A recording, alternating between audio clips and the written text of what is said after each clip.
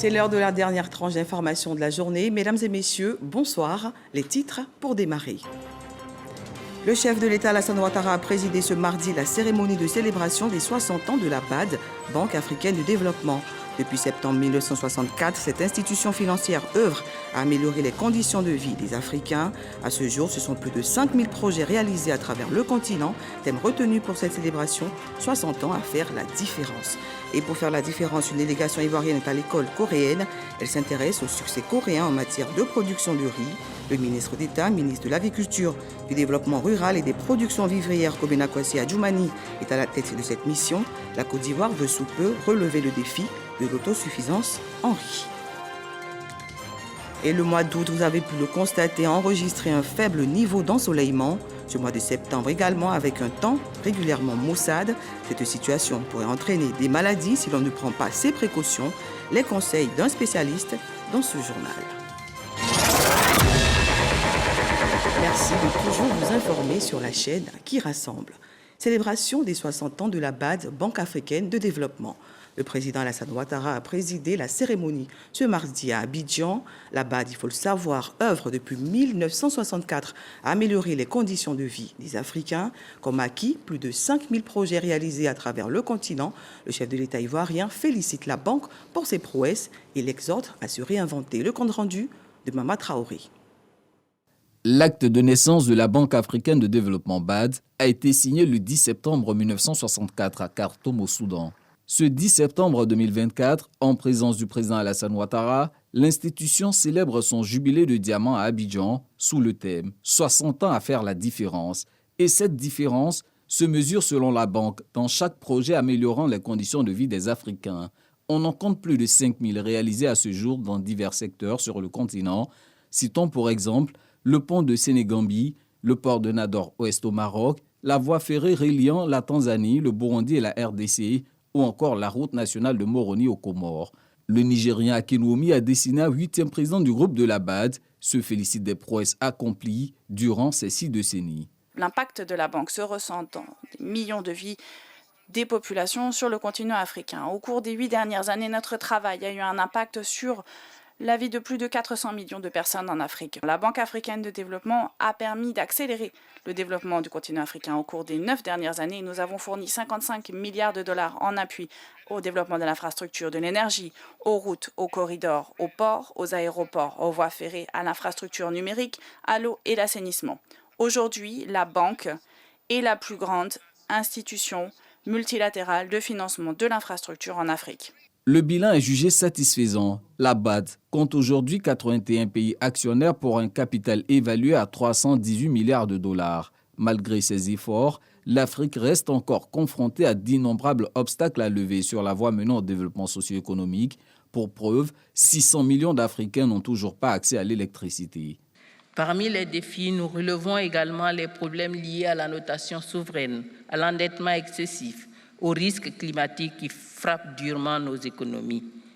Ces questions, nous pensons, doivent être abordées avec vigueur, avec rigueur, avec innovation. Malgré ces défis, le chef de l'État se veut optimiste. Alassane Ouattara croit en la capacité de la BAD à être à la hauteur des espérances placées en elle pour les années à venir. Aujourd'hui, la performance de la Banque africaine de développement suscite un sentiment de fierté et d'espoir, notamment en matière de transparence et de gouvernance, où elle a été reconnue comme l'institution la plus transparente parmi 50 institutions de développement face aux défis du changement climatique, de la croissance démographique rapide, des inégalités et de la nécessité d'une transition énergétique durable.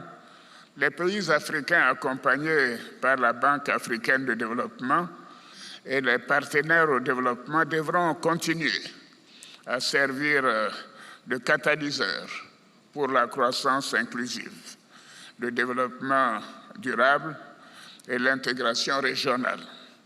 Je suis convaincu qu'avec une coopération renforcée et une détermination collective, l'Afrique peut se transformer en une terre d'opportunités et de prospérité partagée pour tous ses enfants et ses habitants, à condition que le pays soit en paix et que le monde retrouve la paix. Pour l'hospitalité offerte au personnel de la BAD en Côte d'Ivoire, siège de l'institution, Akinwumi Adesina n'a pas manqué de rendre hommage au président Alassane Ouattara, le Nigérian élu en mai 2015, quittera ses fonctions en mai 2025 après 2 mandats. La Côte d'Ivoire est le pays hôte du siège de la BAD. Le pays bénéficie de nombreux projets financés par cette banque dans les domaines de l'agriculture, des routes, de l'énergie et du transport. À la clé, un volume d'investissement de l'institution en progression depuis 2016. Les détails avec Mama Traoré. La Banque africaine de développement BAD rend bien à la Côte d'Ivoire la confiance et l'hospitalité qu'elle lui accorde depuis 60 ans. Pour preuve, l'institution appuie le gouvernement ivoirien dans la réalisation de plusieurs projets structurants. La BAD a financé dans le domaine de l'agriculture les agropoles, avec l'agropole de Korogo, avec l'agropole de l'Est qui va commencer, pour lesquels les études ont été faites. Donc la BAD est un acteur majeur qui contribue à la transformation structurelle de l'économie ivoirienne. Vous voyez aujourd'hui le 4e pont d'Abidjan qui permet donc de relier les communes de Yopougon, Atekoubé et Adjamé. On a aussi la Y4, l'autoroute de contournement d'Abidjan, la route de la prison civile pour arriver au stade de Bempé jusqu'au péage de Thomaset. L'élargissement 2 fois 3 voies, c'était un financement de la BAD. Vous avez vu le prolongement de Latrie, du boulevard Latrie, c'était un financement de la BAD. Toutes ces réalisations sont le fruit d'énormes investissements consentis ces dernières années. Si le volume des interventions de la BAD en Côte d'Ivoire se chiffrait à 2 milliards de dollars de 1964 à 2014, il est passé à 3,3 milliards de dollars fin 2023. Le président du groupe de la BAD se réjouit de l'impact socio-économique généré. Grâce à notre soutien, 2,8 millions de personnes ont pu bénéficier de services d'eau et d'assainissement. La production de plus de 615 mégawatts d'électricité a été financée. 36 000 entreprises en Côte d'Ivoire ont bénéficié d'un accès au financement.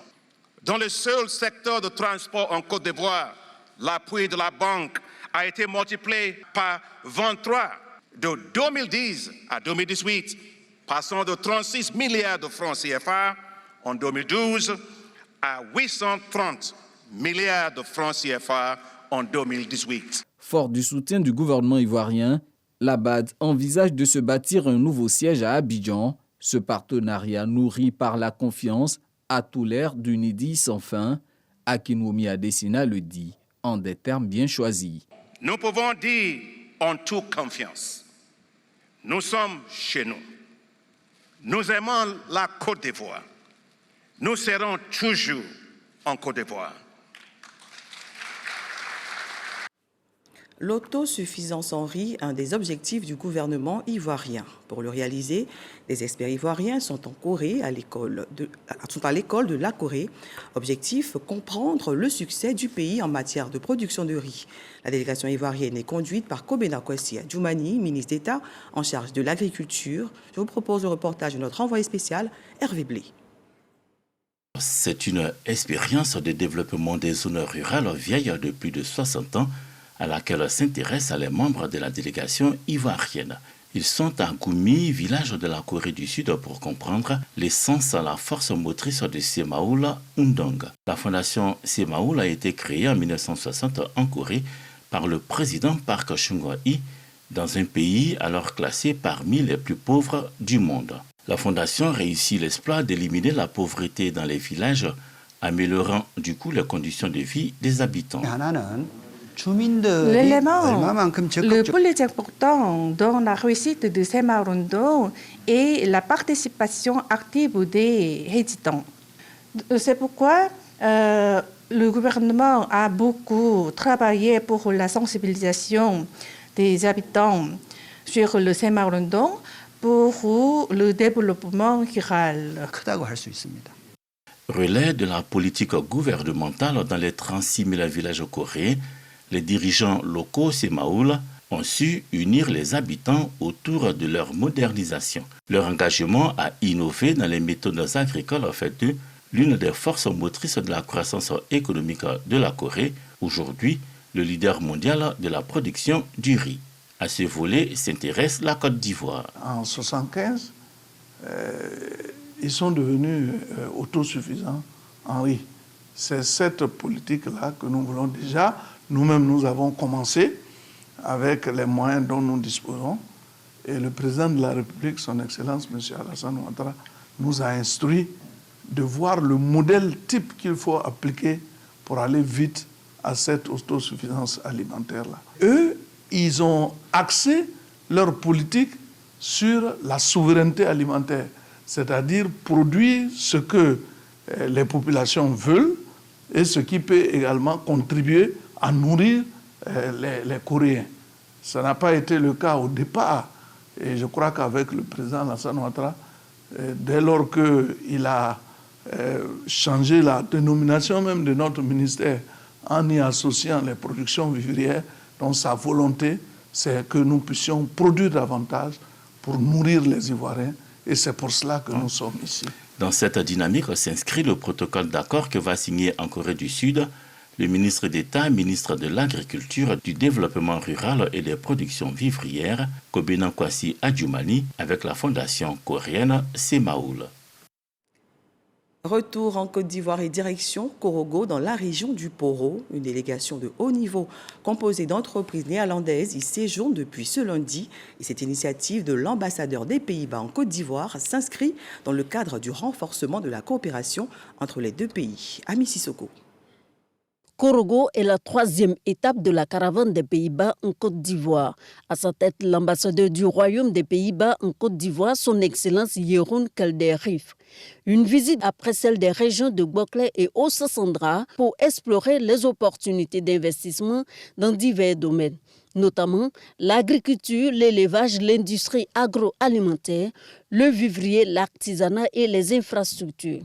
Et surtout promouvoir des partenariats commerciaux avec les hommes d'affaires du Poro. L'idée ici est de créer des partenariats gagnant-gagnant. À Korogo, il y a beaucoup d'opportunités dans l'agriculture. Les Pays-Bas sont très forts dans ce domaine. L'industrie artisanale et surtout une grande ressource humaine, c'est ça la jeunesse. La jeunesse qui cherche l'emploi, on essaie de créer plus d'emplois aussi pour la jeunesse enfin. À l'initiative de cette caravane, son Excellence Jeroen Kelderrief, caravane qui vise aussi à mieux faire connaître son pays et ses partenaires en partageant ses opportunités d'affaires et expériences avec la population du Poro en vue de faire des Néerlandais des partenaires de choix, une démarche qui séduit le Poro. Sa démarche est très noble et cette démarche aussi, si elle aboutit, elle est très salutaire pour les producteurs. On ne peut pas rester à faire que du brut. L'objectif ici, c'est de parvenir à transformer beaucoup ce que nous produisons avec des partenaires comme la Hollande. Mon unité est chez moi à la maison. C'est restreint. Avec ça, je me débat. Je n'ai pas d'outils de transformation adéquats. Donc, du coup, si c'était, par exemple, un partenariat gagnant-gagnant, et on délocalisait mon unité de transformation, c'est ce que je souhaite d'ailleurs, ça allait bien. Les Pays-Bas peuvent soutenir les éleveurs locaux en formant les éleveurs, et ça c'est le premier aspect. Le second point, c'est appuyer les éleveurs avec des races, de sorte que les différents croisements puissent permettre aux vaches qui vont naître d'avoir une production laitière un peu plus importante que nos races locales. En 2023, le Royaume des Pays-Bas est redevenu le premier partenaire d'exportation de la Côte d'Ivoire avec 10,7% de ses produits importés. Les relations bilatérales entre ces deux pays remontent à 1961. La caravane des Pays-Bas en Côte d'Ivoire va durer 2 ans. Prochaines étapes, Man, Yamoussoukro et Soubré. Rechercher des solutions innovantes pour la bonne mise en œuvre du transfert de compétences aux collectivités décentralisées, un exercice traité par le Salon des collectivités territoriales. Pour cette édition, les organisateurs veulent donner de la visibilité aux collectivités et permettre aux acteurs de réfléchir à la modernisation de la politique de décentralisation. On en sait plus avec Walter Amadou Ouattara et Richard Faou. Voir les potentialités économiques, culturelles et sociales de près d'une centaine de communes en un même endroit a été possible cette semaine à Abidjan. La 3e édition du Salon des collectivités territoriales a offert l'opportunité aux maires de présenter les atouts de leur zone de compétence.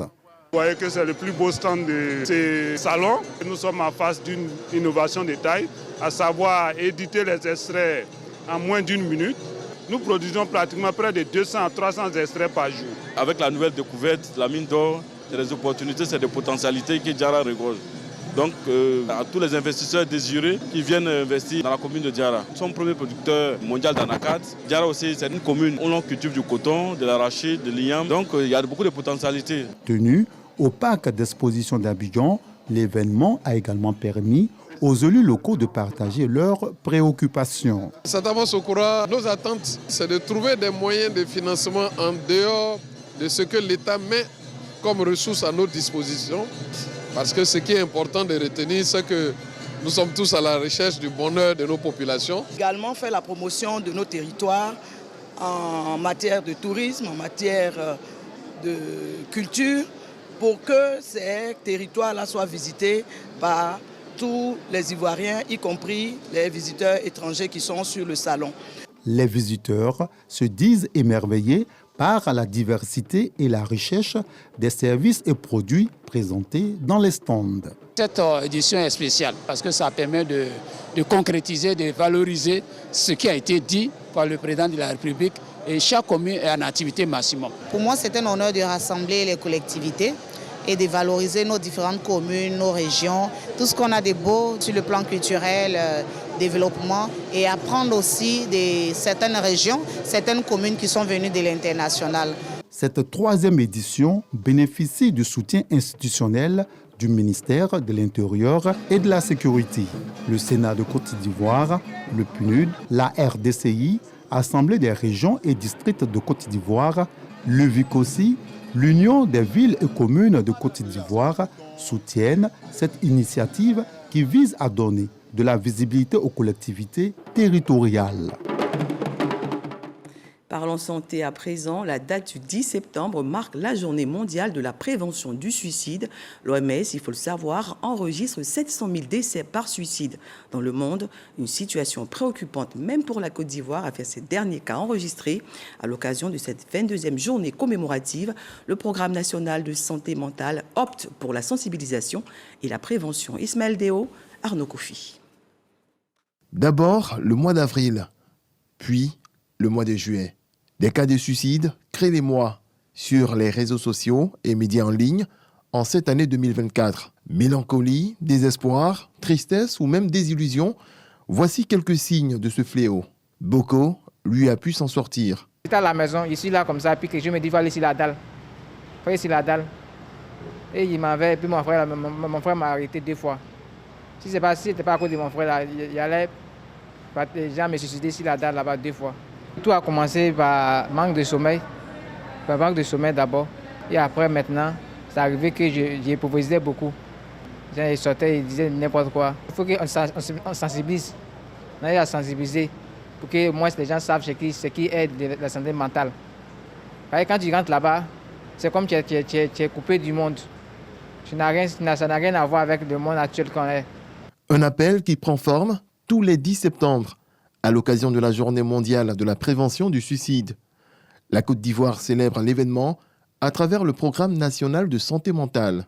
Dans la tête des gens, dans la tête des communautés, lorsque quelqu'un exprime son mal-être, lorsque quelqu'un dit « je veux me donner la mort », on pense qu'il ne va pas le faire. Or, c'est un signe qu'il nous donne. Le suicide est évitable. Tout le monde est concerné par des actions de prévention. Tout le monde peut poser un acte. Et l'acte d'aujourd'hui, du 10 septembre, c'est de retenir un numéro, le 143, des solutions existent et vous pouvez faire partie. Pour préserver cette nouvelle approche, l'Organisation mondiale de la santé souligne l'importance d'impliquer tous les acteurs, outre le domaine sanitaire. Chaque conversation, aussi petite soit-elle, contribue à une société plus solidaire et plus compréhensive. Ensemble, à chaque niveau de la société, changer le discours sur le suicide peut faire la différence et nous ouvrir à un avenir où la prévention du suicide est une priorité, où chacun se sent soutenu pour obtenir l'aide qui lui convient. La Journée mondiale de la prévention du suicide est instaurée depuis 2003 par l'OMS et l'Association internationale pour la prévention du suicide. Tous les 10 septembre, elle rappelle l'urgence d'agir pour soutenir les personnes en détresse. En Côte d'Ivoire, le gouvernement, à travers le ministère en charge de la santé, prévoit renforcer l'intégration des services de santé mentale dans les services de santé de base. Un autre facteur pouvant dégrader la santé, les caprices de la météo. Vous l'avez certainement constaté, ce faible niveau d'ensoleillement enregistré dans le mois d'août que nous réserve le mois de septembre, temps régulièrement maussade, vent frais, brouillard et petites pluies se signalent, conséquence, apparition de certaines maladies. Alors la prévention doit être de mise. Le constat de Didier Nguessan. Des jours peu ensoleillés, une température froide, de fines pluies le long de la journée. La météo fait ses caprices et avec elle, son lot de confort. Un temps maussade qui éprouve plus d'un. Il y a 2-3 mois en arrière, on était quitté d'un climat très très chaud. Et subitement comme ça, aujourd'hui, Abidjan est comme Bengué. Ok, je peux m'exprimer ainsi, il fait très froid. Le changement de climat, là, ça affecte vraiment la santé. Cette année, il n'y a pas eu trop de soleil, surtout dans le mois d'août. Et vraiment, je pense bien que c'est pas du tout bon, puisque bon, on est en Afrique, hein. Des fois, il faut avoir le soleil et puis aussi le temps doit être aussi un peu humide. Même chez moi à Korogo, où le soleil était vraiment, le soleil devait vraiment se manifester dans ce mois-là. On constate que vraiment, il pleut fort là-bas. Il pleut très très fort là-bas. Donc ça risque de gâter même le coton. Il faut dire que la plupart de mes parents tombent malades parce qu'ils ne sont pas habitués à vivre vraiment ce changement-là. Moi personnellement ça me va parce que voilà, quand il fait trop chaud comme ça, là, nous-mêmes là, étant en train de conduire, c'est beaucoup difficile. C'est beaucoup difficile. Mais présentement, avec le climat, c'est relax, on sort, il y a moins de fatigue et puis on arrive à faire la journée. Chacun y va de sa méthode pour rester en pleine forme. Aujourd'hui, avec les suppléments alimentaires, avec certains produits naturels bio que j'utilise moi-même, ça m'aide à me procurer une certaine santé. Je pratique beaucoup le sport, donc quand je vois que le temps est un peu bizarre, bon, j'essaie de courir un peu, de marcher un peu. La conscience collective attribue au soleil la gaieté. Mais lorsqu'il luit faiblement, est-on d'humeur chagrine, ce temps est-il favorable aux maladies? De façon générale, le froid favorise la prolifération des virus et donc on peut avoir une recrudescence de la grippe, des pathologies respiratoires comme l'asthme, les bronchites, les pneumopathies, des angines et puis aussi des allergies, des rhinites allergiques. On peut constater pendant cette période qu'il y a beaucoup de personnes qui font des allergies à cause de l'environnement qui est un peu humide. Docteur Damo Marie-Ange recommande d'adopter certaines habitudes vestimentaires et alimentaires. Il faut beaucoup s'hydrater, consommer beaucoup de fruits parce que c'est dans les fruits qu'on puise tous les minéraux qui participent à solidifier notre système immunitaire. Il va falloir également s'habiller chaudement, protéger surtout la poitrine, porter, si cela est nécessaire, des cache-nez lorsqu'on se retrouve dans des environnements où on a beaucoup de vent, beaucoup de courant d'air, pour ne pas inhaler beaucoup de poussière, et puis aussi se mettre à l'abri. Boire beaucoup de boissons chaudes aussi. En définitive, ce temps morose et les risques de maladies qu'il entraîne peuvent fragiliser la santé. Alors, gardez-vous bien au chaud, sinon sortez couverts. La rentrée des classes est effective depuis ce lundi 9 septembre et pour lutter contre l'échec scolaire, le conseil municipal d'Atekoubé, en partenariat avec une association, a fait don de kits scolaires à 240 élèves et étudiants de la commune. Les bénéficiaires s'engagent à utiliser ce matériel à bon escient. Grâce Kando. La traditionnelle cérémonie de remise de kits scolaires respectée dans la commune d'Atekoubé. 240 meilleurs élèves et étudiants reçoivent des ordinateurs, des tablettes, des kits scolaires et divers articles. Un événement organisé conjointement par l'association estudiantine et scolaire d'Atekoubé avec l'appui du conseil municipal.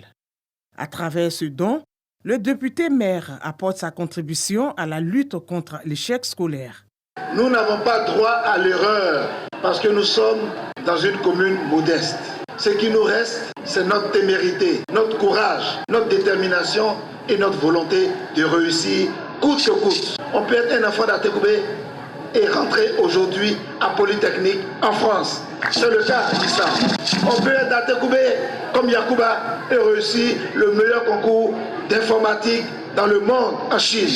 Une cérémonie marquée par l'investiture du nouveau président de l'association estudiantine et scolaire de la commune d'Atekoubé qui exhorte ses camarades à utiliser ce matériel à bon escient en vue de résultats probants tout en misant sur la formation. Nous avons un programme bien défini pour les élèves étudiants de notre commune. Nous comptons initier des formations pour les élèves qui ont un niveau un peu plus bas en informatique et aussi des cours de mise à niveau pour permettre à nos frères d'être excellents à l'école. Quant au député maire Paulin-Claude Danho, il exhorte ses filleuls à être des modèles d'amour, de paix et de cohésion sociale. Un autre sujet, un Master 2 en production audiovisuelle cher à Julien Assa, agent de la RTI. Pour l'admission, l'Impétran a présenté un mémoire portant sur le sujet « Stérilité masculine dans la conception populaire ivoirienne ». Les détails avec Franck Wadio. La stérilité masculine dans la conception populaire ivoirienne, un thème qui fait écho et qui s'inscrit comme réalité sociale au cœur de multiples préoccupations.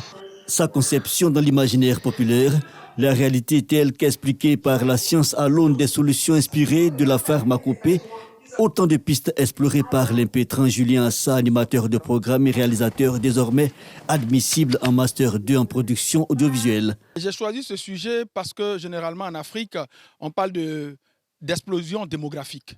Et donc, tous les scientifiques sont à la recherche de comment freiner l'explosion démographique. Donc, les femmes qui font des enfants, c'est ça qui les intéresse, comment faire pour freiner. Mais ils ont oublié une chose, c'est qu'en réalité, en Afrique, on a besoin d'enfants. Et généralement, dans les couples, il y a de sérieux problèmes. L'homme est stérile, il sait ou il ne sait pas, mais la stérilité crée assez de difficultés, assez de problèmes dans les couples. Un travail de mémoire soutenu par un film à fiction de 13 minutes, puis 2 heures d'échange. Un travail abattu, salué par amis, parents, collaborateurs et responsables hiérarchiques. Vous avez vu une réaction spontanée à la fin de la diffusion du film. Ça résume déjà la qualité de ce qu'on a vu. Quand on vient de soutenance, il y a beaucoup d'humilité qu'on vient. Et c'est l'occasion pour nous d'apprendre. C'est un rappel par rapport à certaines techniques, par rapport à certaines situations qu'il faut savoir gérer. Et là, ça a beaucoup de satisfaction, beaucoup de fierté. Et ça s'est terminé par la mention très bien, qui résume un peu la qualité du parcours de notre collaborateur. Julien Assa est agent à la RTI. Notons qu'il exerce au département fiction et documentaire. Il a reçu la note de 16 sur 20. En sport et éliminatoire Cannes 2025, les champions d'Afrique confirment leur statut. Face à l'équipe nationale tchadienne, le commando de Faye Emers s'est imposé 2-0. C'est le score qui a sanctionné cette rencontre au stade Amadou Ahidjo à Yaoundé au Cameroun. Les éléphants de Côte d'Ivoire font ainsi un parcours sans faute dans la poule G. Précisons que les buts ivoiriens ont été inscrits par Jean-Philippe Crasso et Oumar Diakité. Au Sénégal, l'ex-premier ministre Amadou Ba veut créer son parti politique.